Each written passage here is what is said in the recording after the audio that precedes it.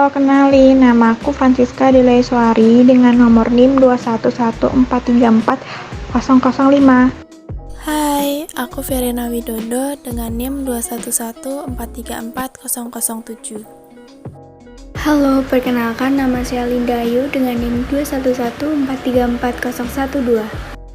Halo, perkenalkan nama saya Marina Francis Virginia Talubun dengan NIM 211434021. Perkenalkan, nama saya Ruth Murniati Jaluhu dengan NIM 211434022. Perkenalkan, nama lengkap saya Maria Esterlita Betolajar dengan NIM 211434041. Hai, perkenalkan nama saya Mei Cynthia dari NIM 211434047. Di sini saya akan menjelaskan pengertian dari komitmen. Apa itu komitmen? Komitmen merupakan suatu keadaan di mana seseorang membuat perjanjian baik kepada diri sendiri maupun kepada orang lain yang tercermin dalam bentuk tindakan. Komitmen itu bisa diibaratkan sebagai suatu arsitektorat kehidupan.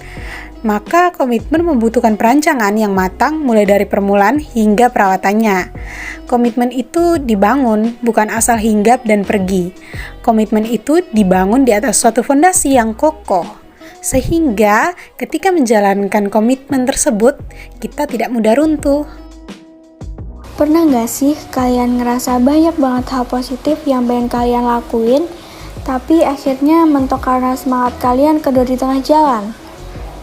Berapa banyak sih di antara kita yang mau berubah jadi lebih baik, tapi ujung-ujungnya cuma heboh di mulut dan pikiran kita doang?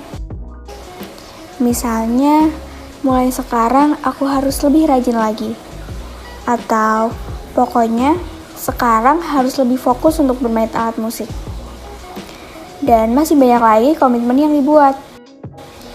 Awalnya sih semangat, tapi hari-hari berikutnya lemes lagi.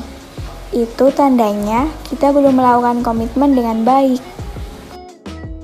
Di sini saya akan menjelaskan apa saja manfaat komitmen. Yang pertama, mengajarkan untuk tetap konsisten.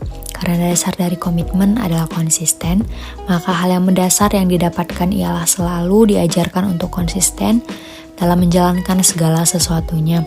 Dengan begitu membuat kita menjadi terbiasa untuk survive terhadap segala hal yang telah disepakati sebelumnya.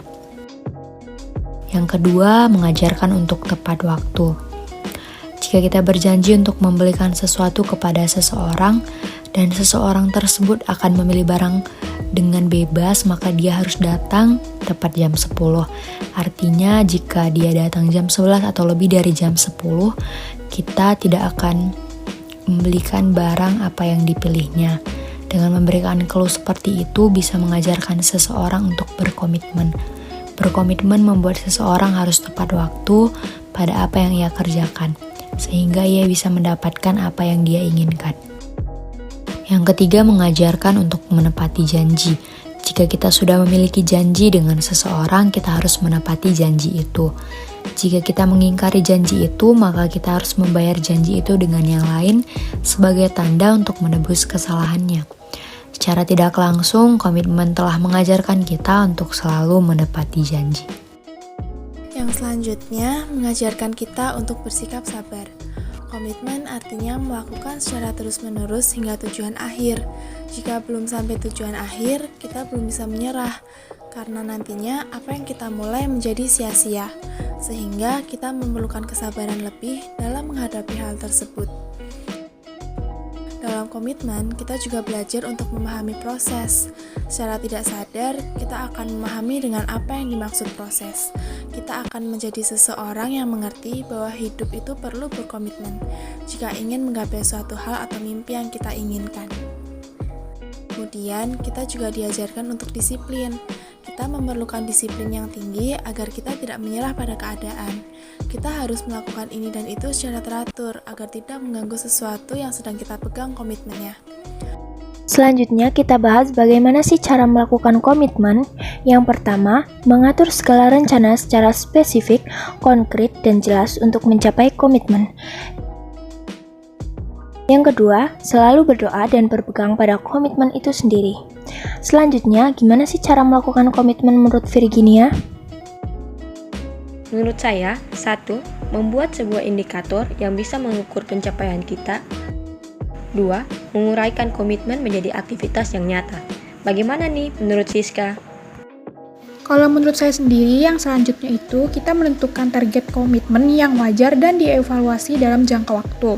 Dan yang terakhir itu berusaha melakukan hal-hal yang mendukung sehingga komitmen dapat berjalan dengan baik dan tepat waktu dalam perencanaannya.